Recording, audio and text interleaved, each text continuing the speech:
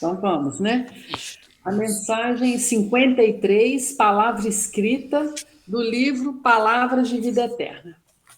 Examinai tudo, retende o bem. Paulo. É a primeira carta aos Tessalonicenses 5:21. Disse o apóstolo Paulo: examinai tudo, mas não se esqueceu de acrescentar: retende o bem.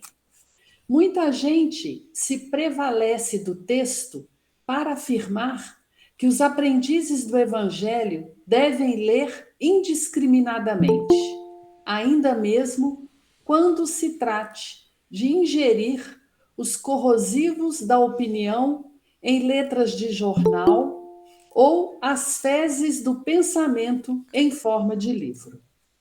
Sim, é natural que a mente amadurecida e equilibrada possa ler tudo e tudo observar, mas não é aconselhável que as crianças e os doentes, os fracos e alienados, potenciais da razão, tudo experimentem e tudo vejam. Sabiamente, a lei divina dispõe sobre o assunto, sugerindo o levantamento de zonas indispensáveis à justa segregação. Meninos encontram lares e escolas a fim de que se habilitem para as lutas da vida. Doentes são encaminhados ao hospital para que se refaçam. Loucos se candidatam aos serviços do manicômio em busca de reequilíbrio. Criaturas fracas que o crime assinalou com estigmas dolorosos recolhem-se à penitenciária em cuja aspereza se reajustam.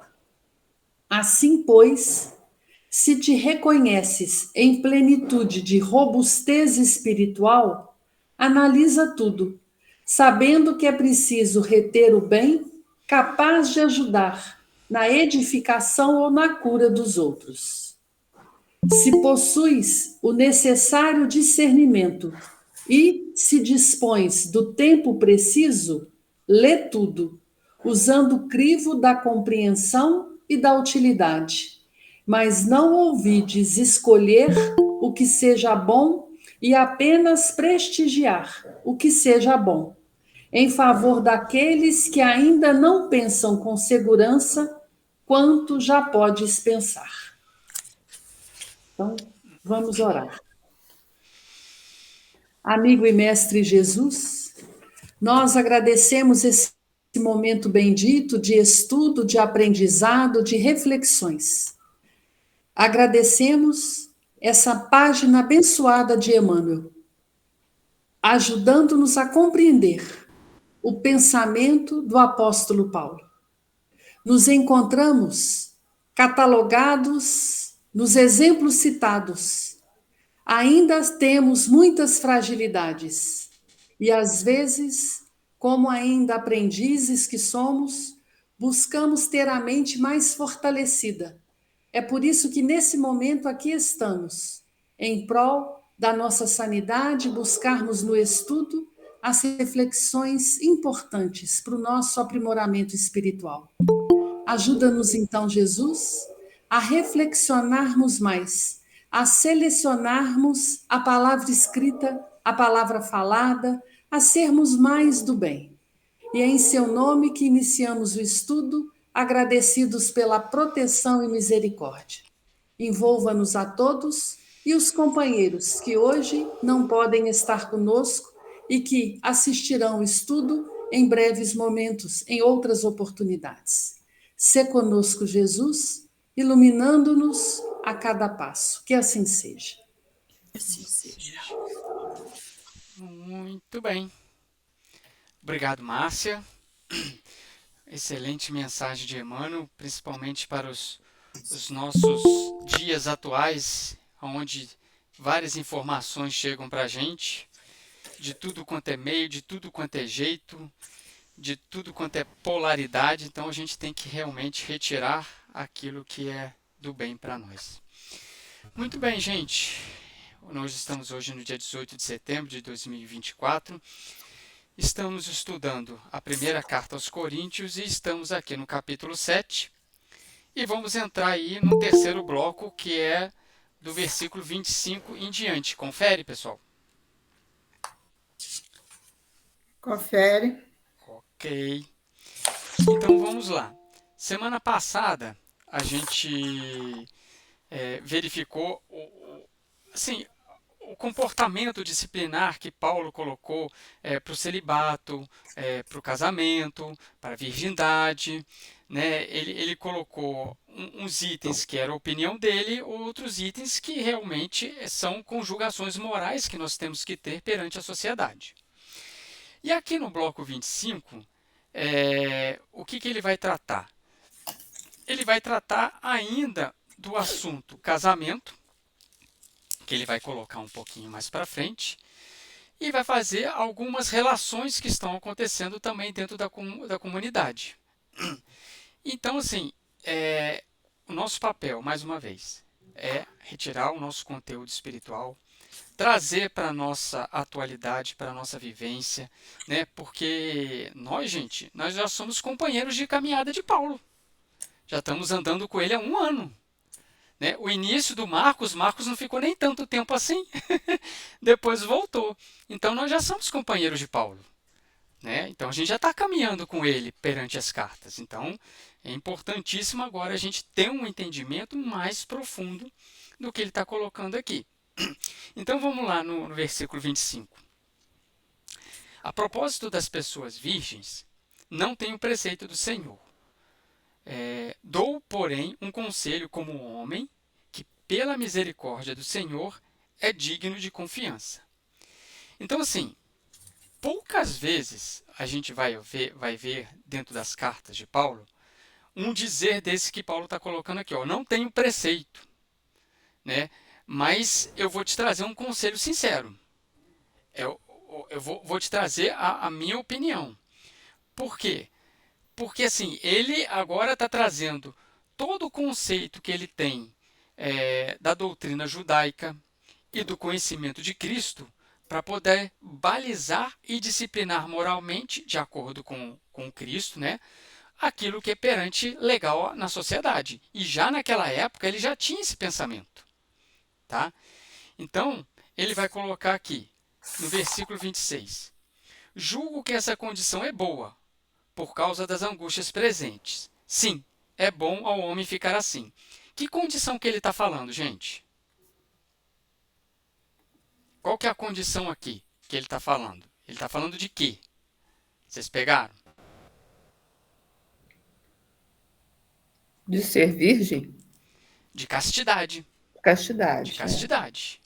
E não só a castidade feminina. Ambas.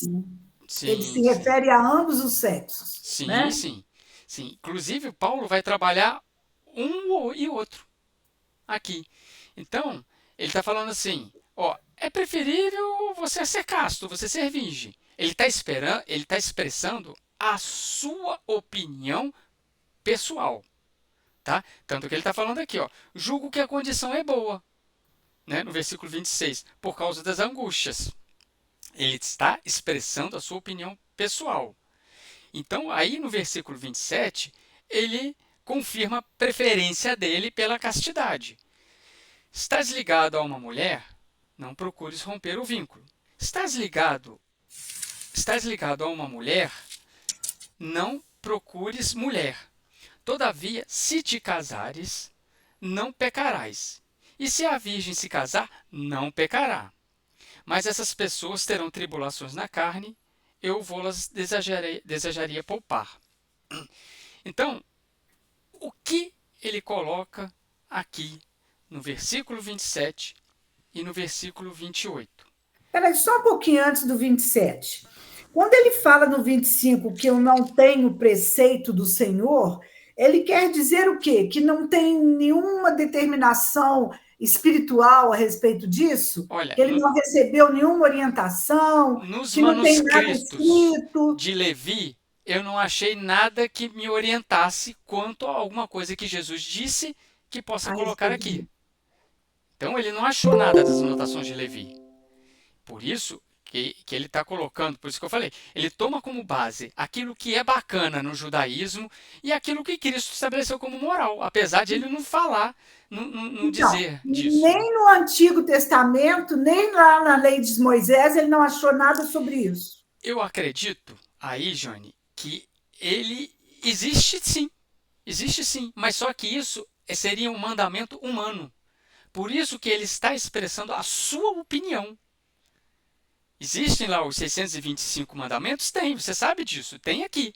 Tem da ordem de casar, tem como que se faz o noivado, não faça isso, não faça aquilo. Então, ele aqui não quer nem se basear em preceitos legalistas, mas ele quer tirar, conforme a mensagem de hoje, ele está tirando dos preceitos judaicos aquilo que é bem, aquilo que é moral e que serve para o cristão.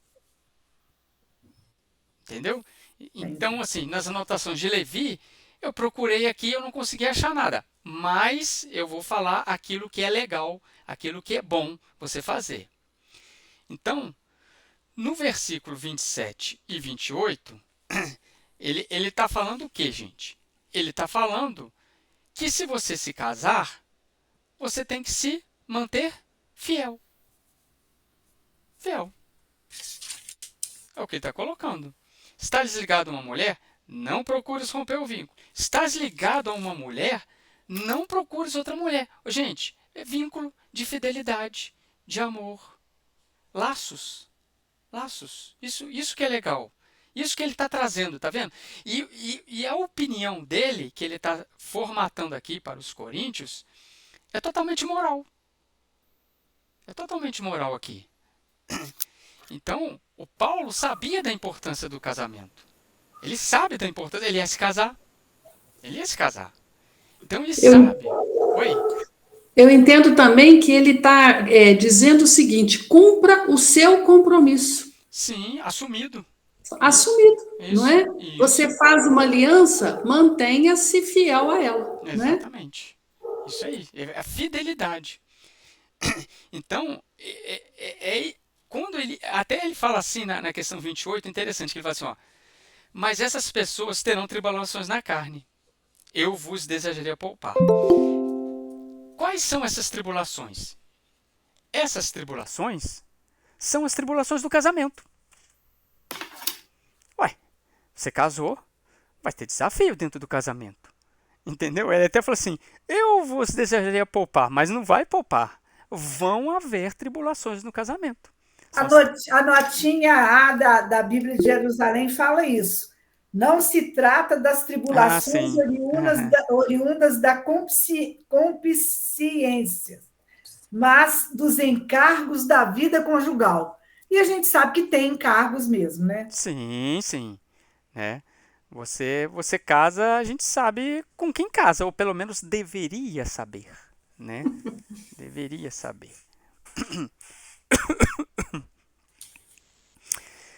Ok aí, gente? O 27 e o 28, tudo bem? Dúvidas? Vamos para frente, então. Eis o que vos digo, irmãos. O tempo se fez curto. Resta, pois, que aqueles que têm esposa sejam como se não a tivessem. Aqueles que choram, como se não chorassem. Aqueles que se regozijam, como não se regozijassem.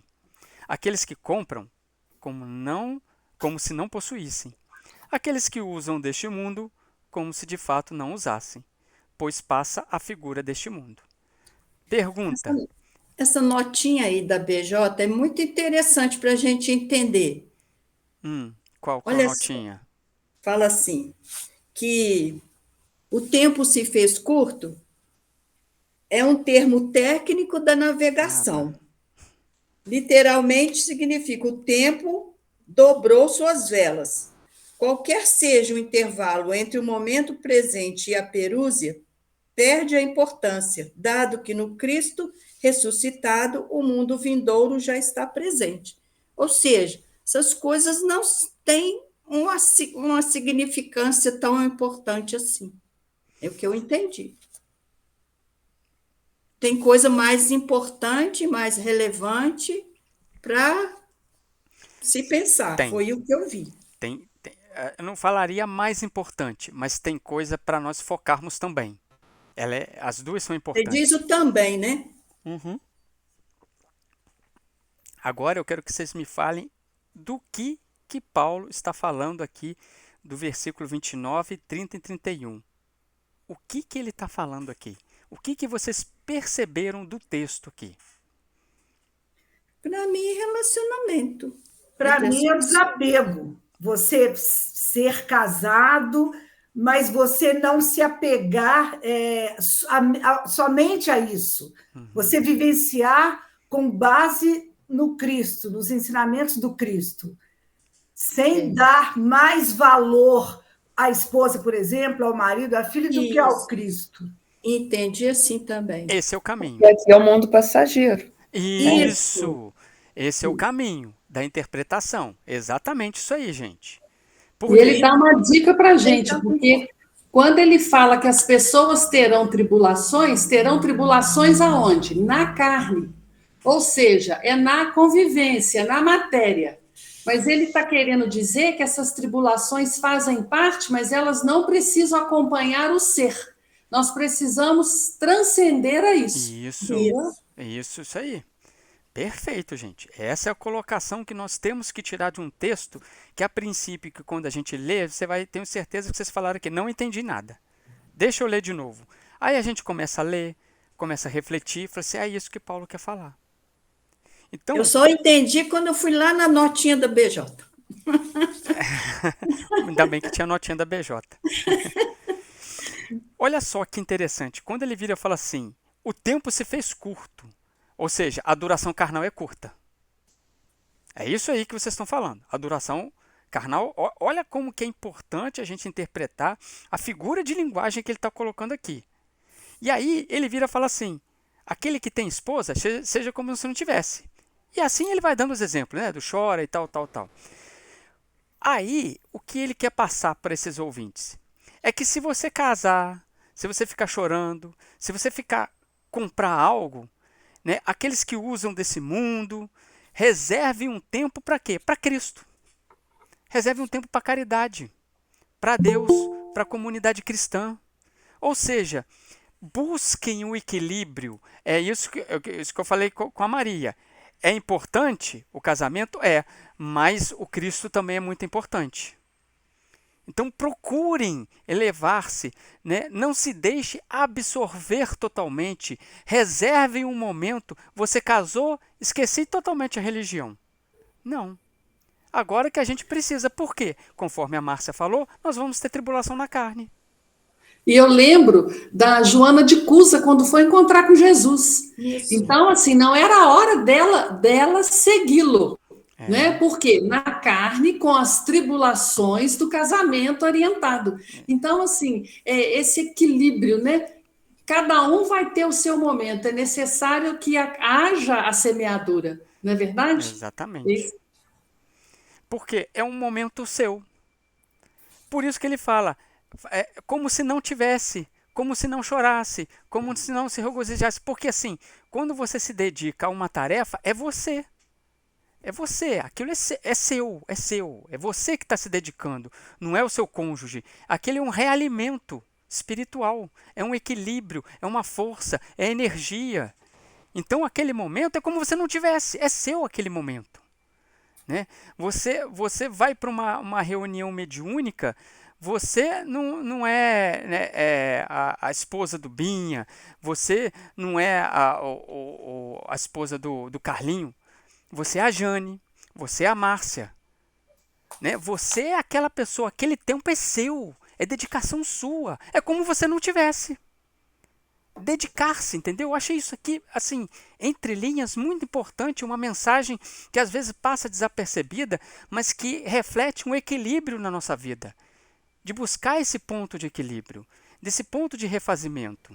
É aquilo que os orientais falam, né? Viva o presente. Então você tem uma tarefa aqui? Tá, tem uma tarefa.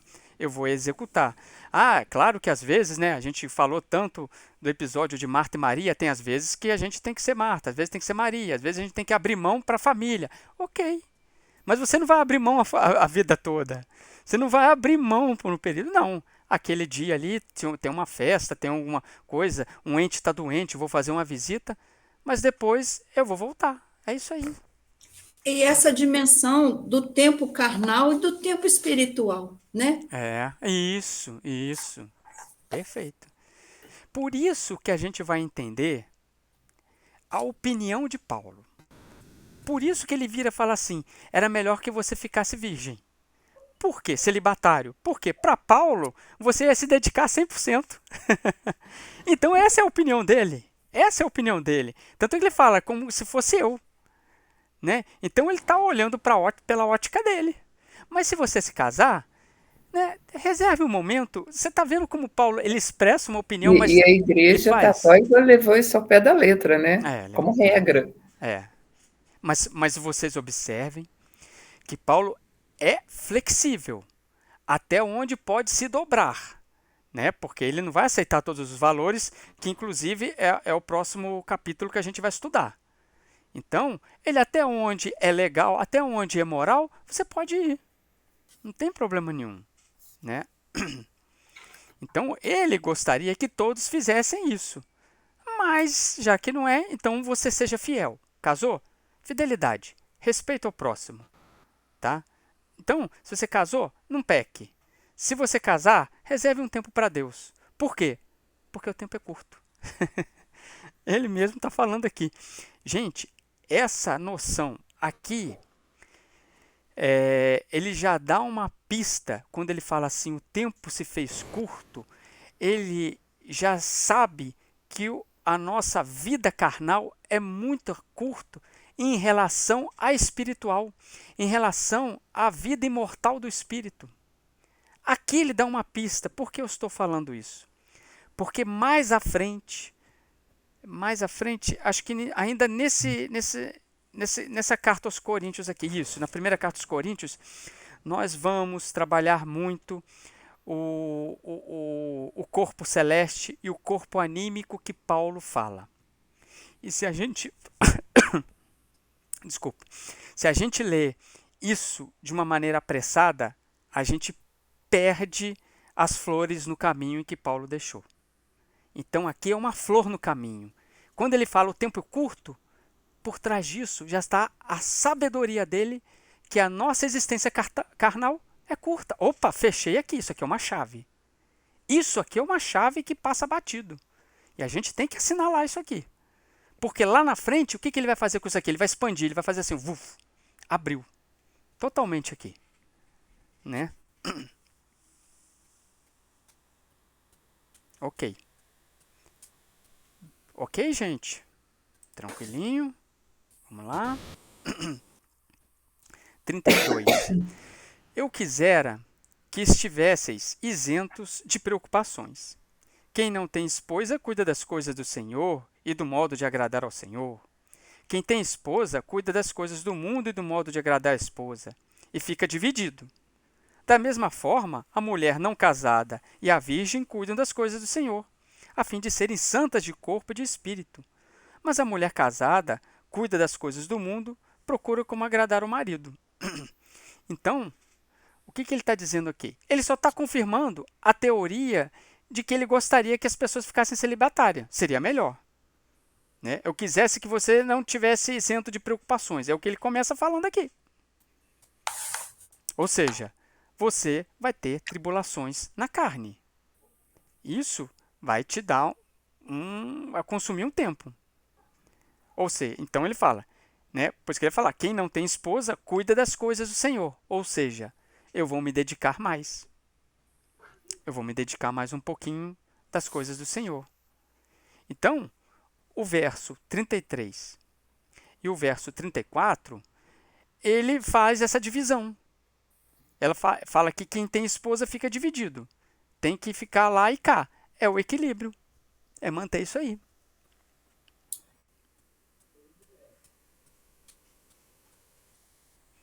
Entendido, gente? Aqui? Entendido. Certinho. Tá? Então, vamos lá. Ó, verso 35. Digo-vos isto em vosso próprio interesse, não para vos armar cilada, mas para que façais o que é digno e possais permanecer junto ao Senhor, sem distração. Olha só a diretriz que ele dá. Paulo está falando para que a gente possa decidir o que é melhor para a gente.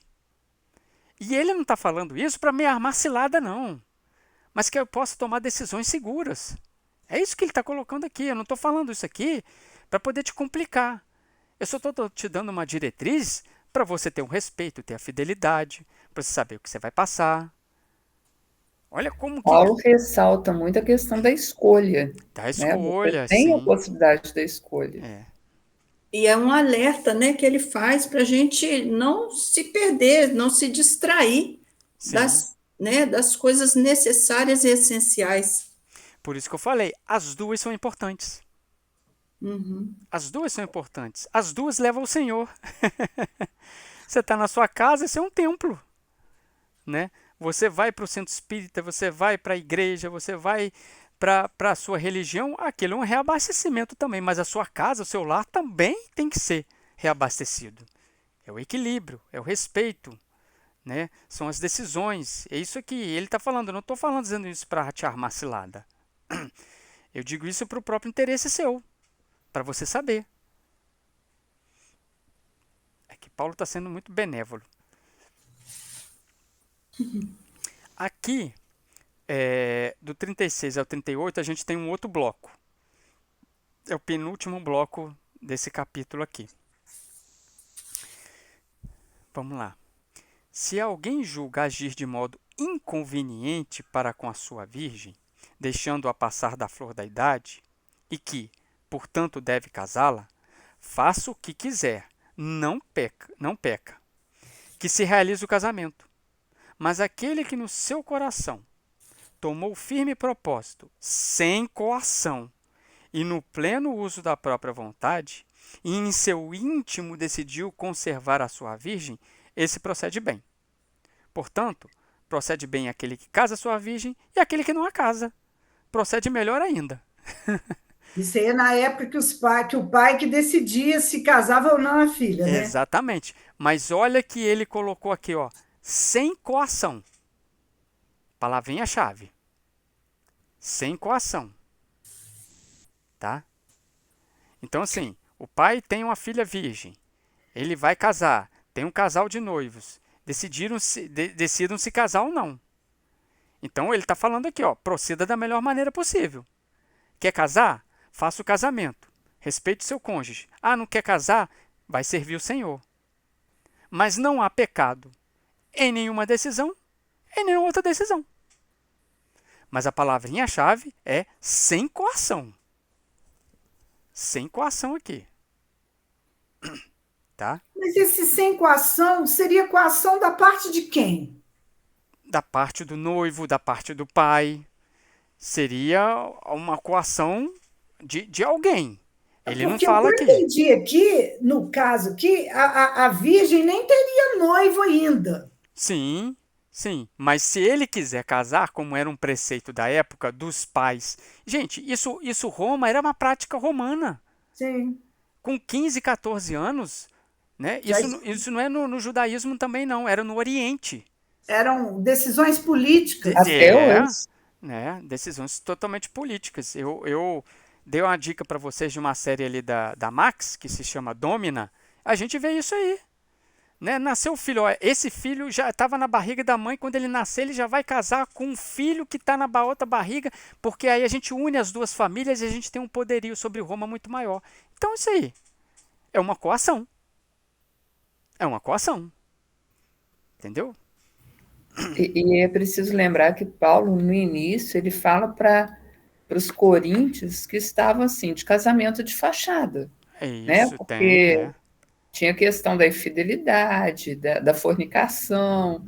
Então, primeiro ele assopra a fogueira, agora ele vai amenizando a coisa né? Com os conselhos dele. Uhum. Mas fica a dica, assistam essa série Domina, de Roma Antiga, a história da esposa do Nero. Muito... Não consegui, não está no Prime. Mas Tá no Max. Tá no Max. Eu Tá achava no que estava Prime, no Prime. É uma série excelente para ver costumes, para ver isso aqui que o Paulo estava vivenciando na época. É excelente. Eu e Marina maratonamos a primeira temporada assim, ó, foi um atrás do outro, porque é muito boa. Eu adoro essas séries antigas, sabe? Não tem muito efeito especial, então é mais essas tramas mesmo de famílias e do poder político de Júlio César. Cad. Ah, então era isso aqui. Então, sim, casamento e celibato não é contra as leis de Deus. Mas você tem que respeitar a si próprio e, se casar, respeitar o cônjuge. Então, tanto um quanto o outro é você que vai definir. Né? Está nas leis morais. O último bloco aqui vai falar da viúva. A mulher está ligada ao marido por tanto tempo quanto ele vive. Se o marido morrer, estará livre para esposar quem ela quiser, no Senhor apenas. Todavia, será mais feliz, ao meu ver, se ficar como está. Julgo também eu possuo o Espírito de Deus. Aqui permanece o conselho. Casou, o cônjuge desencarnou. Você pode escolher ficar viúva, né, ou procurar outro companheiro. Então, é permitido. Ele coloca a opinião dele aqui, né? Todavia, será mais feliz, a meu ver, se ficar como está. Por quê? O Paulo, ele quer que você se dedique a Deus. Você quer que você dedique ao Cristo. Então, mas se você vê a situação da mulher nessa época aí, quando ela ficava viúva, ela tinha praticamente era obrigada a casar de novo, porque ela não tinha como se sustentar sozinha.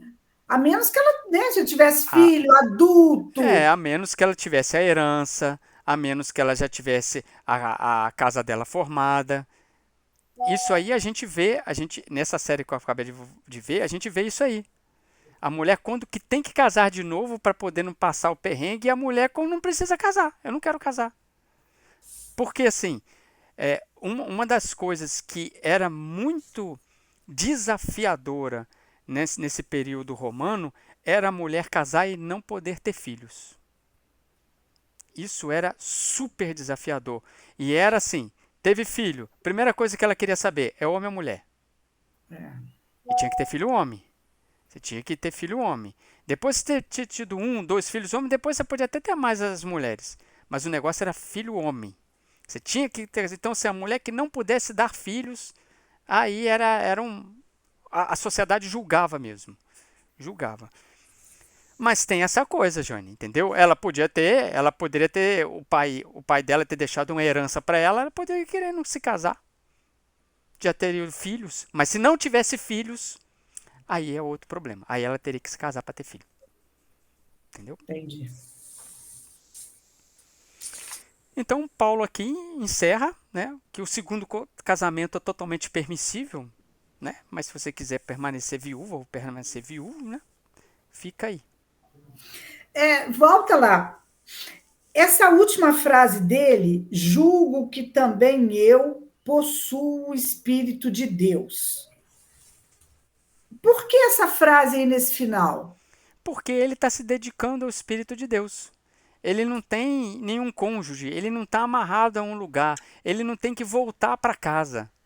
Ele não tem. Então, quando ele fala assim, julgo que tenho o Espírito de Deus, é que ele está falando assim, eu estou me dedicando à causa do Cristo, estou me dedicando à causa de Deus. Por isso que ele afirma isso aqui no final. Porque assim, olha, todavia será mais feliz a meu ver se ficar como está, ou seja, viúva. Por quê? Porque eu possuo o Espírito de Deus e eu estou trabalhando por Cristo. Ele quer que todos também possuam. Ele não quer, ele gostaria. Gostaria. Ele gostaria. Sim. Ele não vai forçar ninguém. Ele não forçou ninguém, né? Mas ele gostaria de ter mais companheiros como ele, né? né? Convivendo aí. Lucas foi um também, que não se consorciou, viveu com ele. Marcos eu não tenho notícia. Tito também eu não tenho notícia se ele se consorciou depois, né? Paulo Estevão também não se refere a isso. Mas por isso que ele tinha, assim, por Tito e... Me fugiu outro nome, gente. O novinho. Timóteo. Timóteo. Obrigado. ele tinha por Tito e por Timóteo um carinho muito grande, porque ele não fez família. Então ele pegou aquele jovem ali, né, assim, Meio que bem... adotou. Oi? É, isso, bem que Meio que adotou, adotou. assim. Tanto é que ele fala que Timóteo é o filho dele do coração, gente, isso é lindo. É do coração, porque ele está vendo em Timóteo um Paulo ali dentro. Assim, nossa, se esse for comigo, ele vai se dedicar ao Senhor, a gente vai conseguir fazer comunidades, por isso que ele adota, sim. Ele investe tempo neles, entendeu? E ele também não tinha laços familiares, Sim, né? sim. Então, assim, ele é esse exemplo aqui do Espírito de Deus, porque aqui ele está como filho de Deus, esposo de Deus, é tudo de Deus, é ele vivendo para Deus, né? Porque 100%. cadê as outras relações? É. Foram E ele, rompidas. e ele que sonhou tanto, né? Ele sonhou tanto com o noivado, Oh, sonhou meu tanto com Deus. Abigail, Tantos família, fez planos. plano para filhos, mas os filhos dele são as igrejas, são aqueles É, que ele conseguiu converter, a Timóteo, o Abigail disse Tito. isso para ele, né? Então, assim, você vê como que ele conseguiu superar a si mesmo. Ele conseguiu canalizar aquela energia do casamento, a energia sexual, a energia criativa, para o trabalho dele. Para o trabalho dele. E ele foi muito bem, ele foi fiel até o final da mensagem dele. A gente vê, a gente comentou aqui, lá no caso em Paulo Estevão, que aquela menina tentou fazer algumas insinuações para cima dele, e ele, na mesma hora, não sou esse. A menina era noiva. Era noiva. E arrumou uma confusão na cidade ali que depois ele teve que sair. Né? Fechamos então aí o capítulo 7. Vamos entrar ao capítulo 8. Aqui a BJ, ela denomina as carnes sacrificadas aos ídolos. Tá? Tem uma notinha G aí também, que é bacana aí, ó, explicando, né, que essas carnes dos animais sacrificados aos ídolos, cujo excedente não utilizado nos banquetes sagrados era vendido ao mercado. Tá? Então, assim, mais uma vez, nós vamos ler uma prática que acontecia há 2000 anos atrás, de carne vendidas aos ídolos. A grande questão e o grande nosso objetivo, que sempre é desse grupo, nós vamos tirar o conteúdo espiritual para os nossos dias atualmente. Né? Por quê? Aqui, conforme a notinha G da BJ coloca aí, né, os alimentos eram oferecidos aos ídolos nos templos pagãos, e esses alimentos depois eram vendidos aos mercados. Isso era uma forma legal. Tá? Então, esse capítulo aqui, na minha anotação, ele é um paralelo com o capítulo 14 da Epístola aos Romanos, quando a gente falou de um tema bastante similar, bastante parecido. O 14º capítulo da Epístola aos Romanos. Tá? Se lembra que a gente falou da dieta vegetariana, de não comer carne? É bem parecido. Tá? É bem parecido. Então, a gente tem que observar aqui o que nós vamos trabalhar. Mais uma observação antes da gente entrar. O Paulo, lá, ele tinha falado da obrigatoriedade do cristão, da não obrigatoriedade do cristão, de não conservar as leis mosaicas. Por quê? Porque existem muitos ritos, existe muita cerimônia. Ele foi contra a circuncisão, que era uma prática mosaica, uma prática judaica. Existe a observância de dias especiais. Então, Paulo, ele quer desvincular isso. Ele trabalha para fazer essa desvinculação. Tá? Né? Ele trabalha muito o que Jesus falou, não é o que entra pelo homem que possa contaminar, mas é o que sai que contamina. Então, o Paulo entendeu o que, gente? O Paulo entendeu que essas práticas de ritos, de cerimônias, de sacrifícios, isso tudo é transitório. Isso tudo é transitório. São regulamentações, são legislações humanas, né? O uso de alimentos aqui e ali, isso é transitório. Isso aí não é o importante. Só que o que acontece? Muitos desses convertidos, até entre os gentios, eles ficavam ainda sob essa influência, que resultava em, é, em, em diferenças de comportamento dentro da igreja, em perturbações. Gente, vamos pegar um exemplo aqui. Olha, eu era católico, agora eu estou frequentando ali a FEAC, mas toda vez que eu entro ali na FEAC, eu faço o sinal da cruz. A gente já viu isso. Por quê? Você ainda está carregando aquele vínculo. Entendeu? Você ainda está procurando, você entra na FEAC, você está procurando um ídolo, você está procurando uma imagem. Aqui não tem imagem, não. Aqui não tem um pastor. Como que é feito? Você está procurando o rito. Você observa como que é desafiador para a gente romper vínculos. Então é isso que Paulo está trabalhando, porque ele sabe que é desafiador. Ele sabe que você, estou no Cristo, mas eu tenho que me circuncidar. Não, mas eu tenho que fazer sacrifício. Não, você é do Cristo agora, você está livre disso aqui. Porque isso é transitório, isso aqui não é o importante, isso aqui é acessório. É acessório. Né? Então, ele se preocupa com essa desvinculação. Ele se preocupa com essa atitude. Então, por isso que ele vai tratar desse tema de carne. Lembra agora estou lembrando aqui, me soprando aqui. Você lembra do Ato dos Apóstolos de Pedro, que não quis comer uma carne imunda? Que ele foi a serviço do Senhor lá, chegando lá, ofereceu uma carne para ele, ele disse, não como. Pedro! Estou falando de Pedro pós-crucificação. Não falo de Pedro antes, não. Viu como que é desafiador você romper com esses estigmas que você passou a vida toda? Crença. Crença enraizada. Entendeu? Crença. Então, E essa mensagem que nós lemos hoje falou justamente dessas crenças. Cuidado com essa palavra. Então, abra a mente e saiba escolher. Isso. Né? Decida pelo melhor. Discernir. Né? Então, sim, qual que é o escopo desse capítulo? Qual que é o objetivo? Os coríntios se consideravam cristãos muito amadurecidos, muito adiantados, né? Se encontravam numa posição até, vamos dizer assim, privilegiada, e eles tinham liberdade de comer a carne oferecida aos ídolos.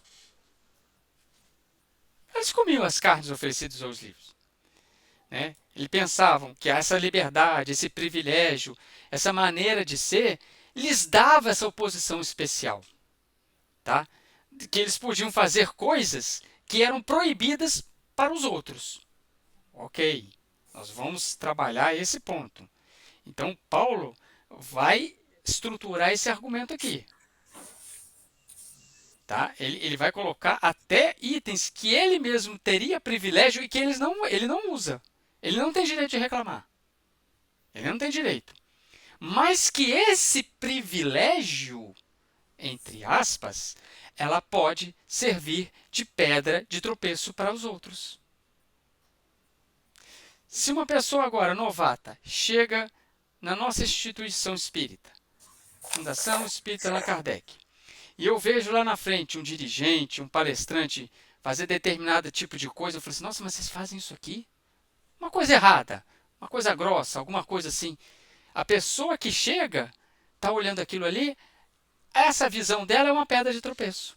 É isso que Paulo quer trabalhar aqui, gente. É isso que Paulo quer trabalhar aqui. Que a liberdade que foi outorgada de vocês pode servir de pedra de tropeço para quem está chegando. Então a gente não tem liberdade para fazer tudo.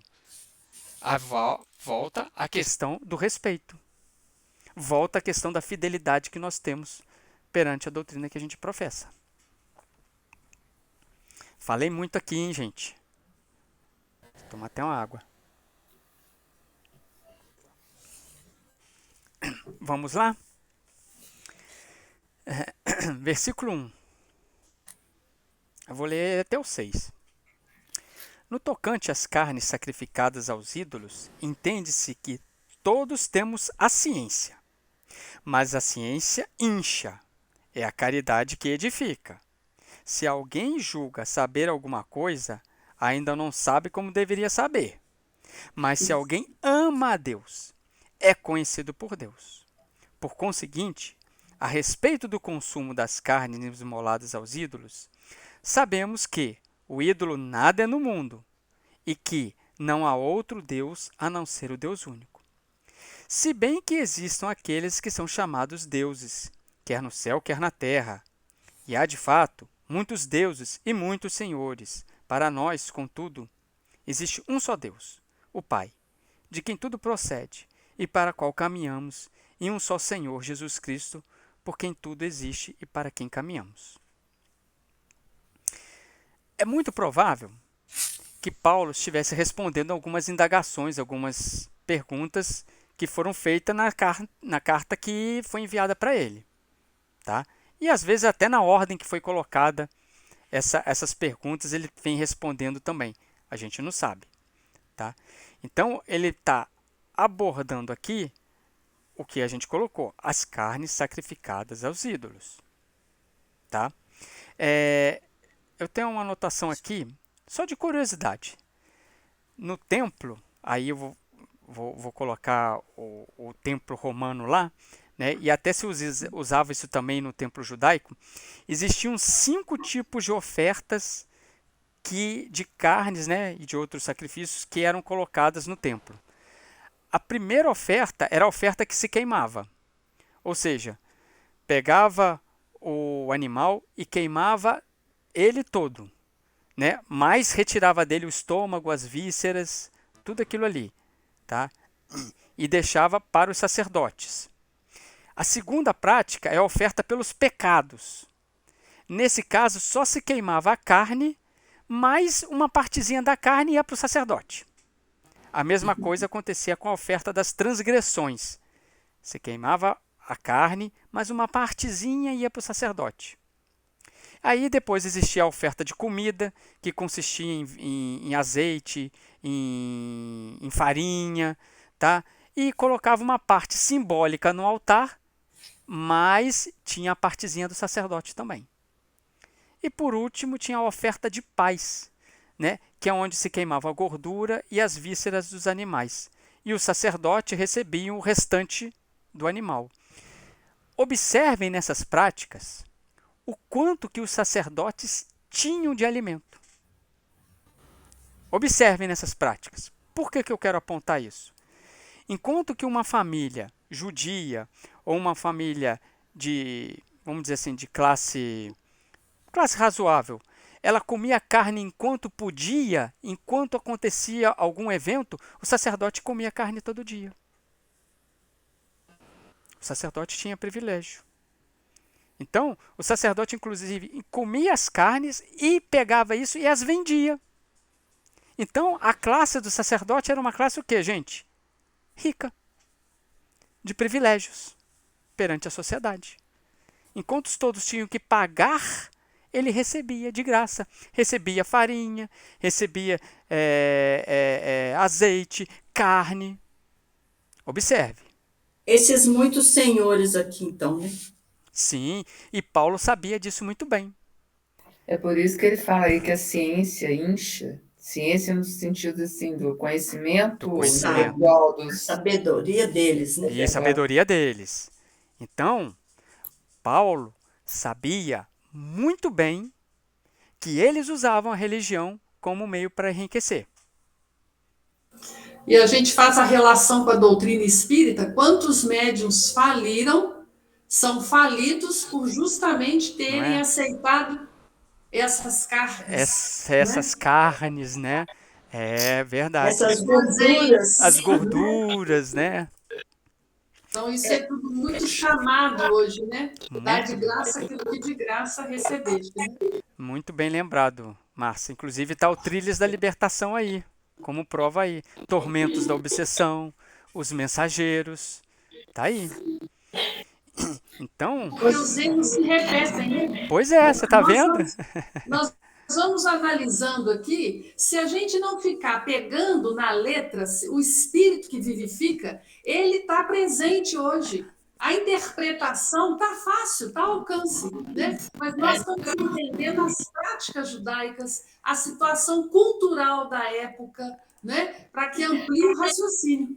Não é isso? Mas quando ele está dizendo aqui do ídolo, ele está falando o quê? Aonde você está colocando seu olhar? É a mesma coisa no casamento, na fornicação, né? Então, assim, ele só vai mudando o comportamento, né? Mas o padrão de crença, a moralidade que ele quer instalar é viva pelo Espírito, para o Espírito, não é isso? Isso aí.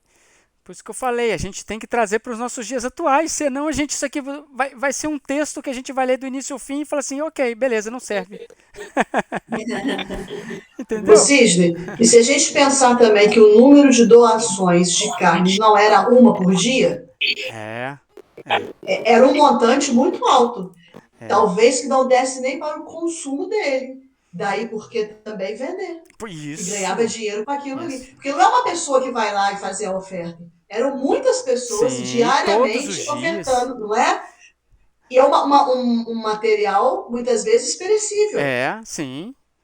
Então, era consumir e vender. As alternativas que tinham. Ou consumir, vender e doar. Isso. Você imagina? Doar para os seus familiares. Fazer um churrascão, né, Maria? Agora.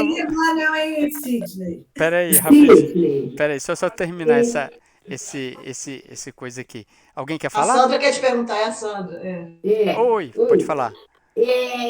Desculpa a ignorância, mas o que seriam esses ídolos? Esses ídolos que ele está falando aqui são os ídolos gregos, são os ídolos romanos que tinham na época. Tinham vários templos. Templo de Afrodite, né? Templo de Apolo, né? Tinham vários templos. Então, eles sacrificavam. Inclusive, nessa minha viagem que eu fiz para a Turquia, a gente foi lá em Pamukkale e eu pude visitar o templo de Plutão. Né? O templo de Plutão, ele tinha 2 andares, e tinha as sacerdotisas ficavam em cima e ficavam as pitonisas embaixo. E ele, agora eu não vou lembrar o nome do gás, e ele tinha uma terma natural naquela região e expelia um gás. E eles canalizaram esse gás para alguns cômodos. Então uma pessoa ia lá pedir conselho sobre alguma coisa. Eu quero saber se o meu filho vai casar. Essas pitonisas, ou acho que eram sacerdotes, né? Eles entravam nesse ambiente, respiravam aquele gás que, a muito ver, se ficava muito tempo ali, ele desmaiava e até morria. Tanto eles entravam num estado de transe e eles começavam a professar sobre aquela coisa ali. E aí a pessoa recebia e deixava o quê? Deixava um sacrifício ali. Né? Eu tenho foto desse templo de Plutão. Eu tenho as fotos todas lá. Tem onde que era colocado o sacrifício, aonde que eles entravam.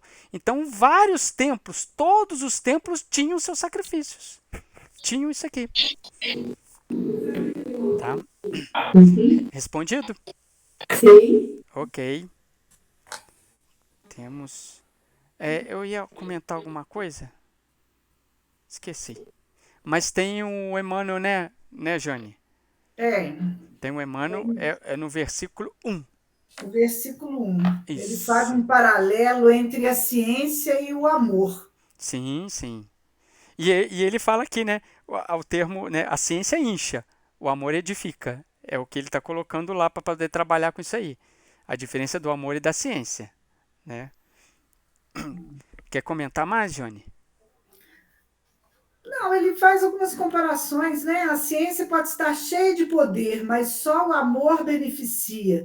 Então, ele fala as vantagens que a ciência traz, mas que ela traz e existe um mau uso, e aí só o amor modifica aquilo. Então, tem no parágrafo aqui, se a ciência descobre explosivos, esclarece que o amor, quanto a utilização deles na abertura de estradas que liguem os povos. Se a primeira confecciona um livro, ensina um segundo como gravar a verdade consoladora. A ciência pode concretizar muitas obras úteis, mas só o amor institui as obras mais altas. Não duvidamos de que a primeira, ou seja, a ciência, bem interpretada, possa dotar o homem de um coração corajoso.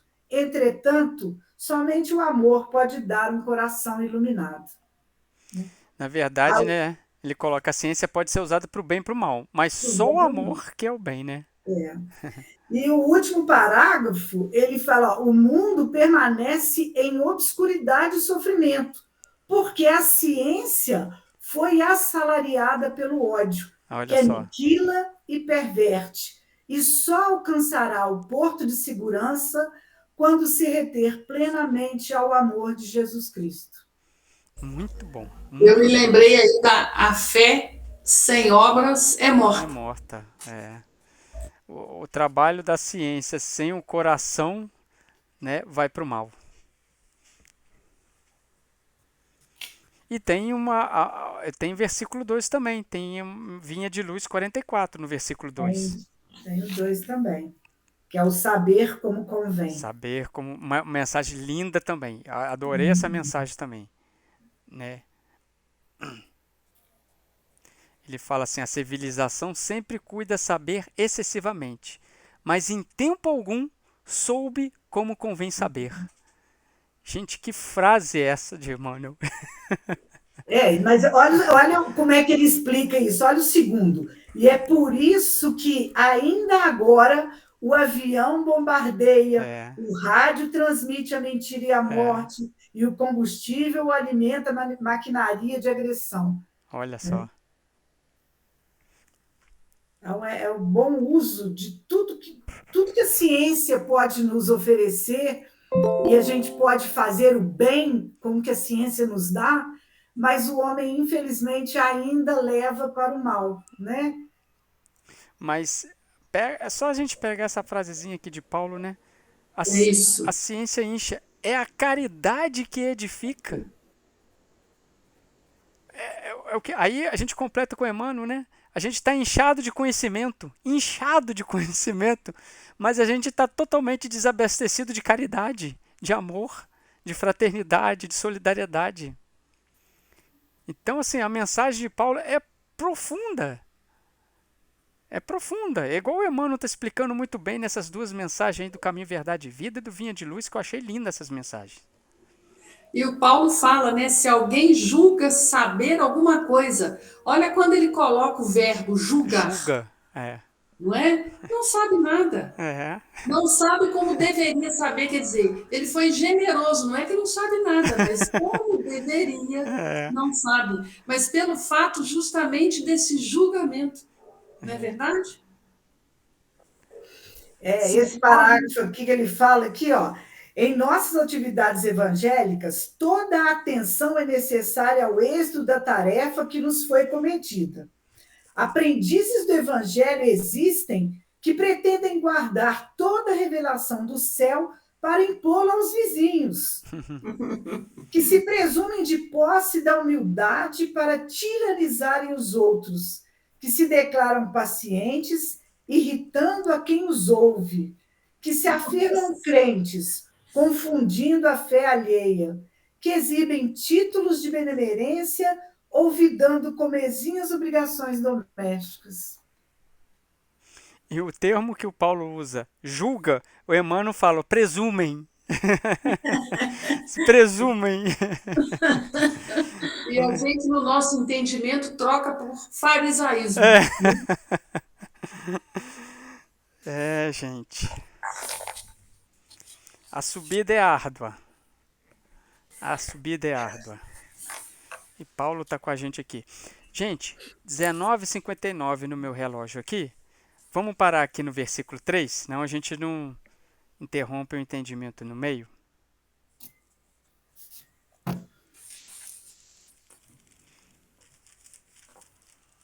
Passa muito rápido, né, gente, esse estudo? Passa, não dá tempo.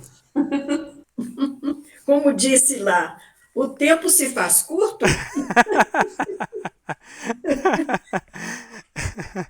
Verdade.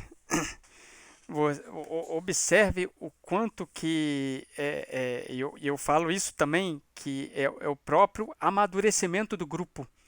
como hoje a gente já está conseguindo pegar as nuances de Paulo, interpretar as nuances de Paulo com mais facilidade, né?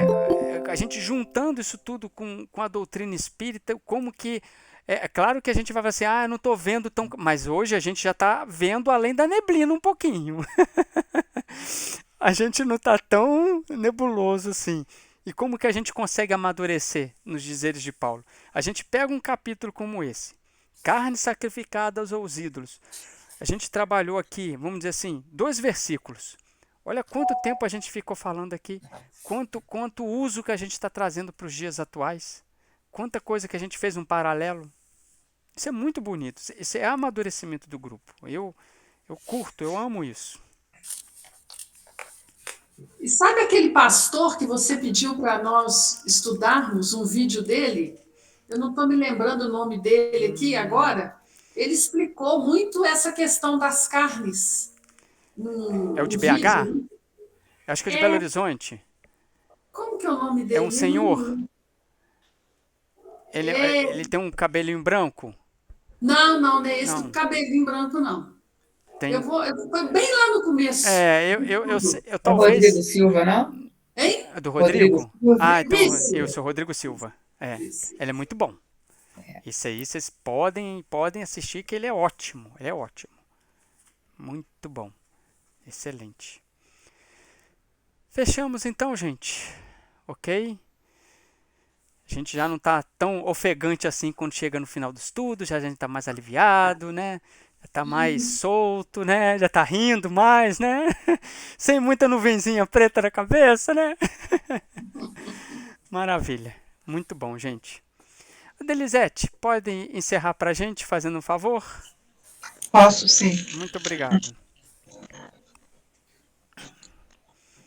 Jesus amigo, mestre querido, mais uma vez a gente te agradece essa oportunidade bendita de saber um pouco mais das ideias de Paulo, dos espíritos amigos que o acompanhavam. E agradecemos poder estarmos aqui, que a gente permaneça nessa busca de conhecimento e que, principalmente, de aplicar no nosso dia a dia, no nosso convívio diário, para nosso melhor entendimento, aplicação de suas leis, envolva todos que aqui estamos, as nossas famílias e aqueles que mais necessitam, que as nossas vibrações sigam guiadas por Ti, até cada um, Senhor.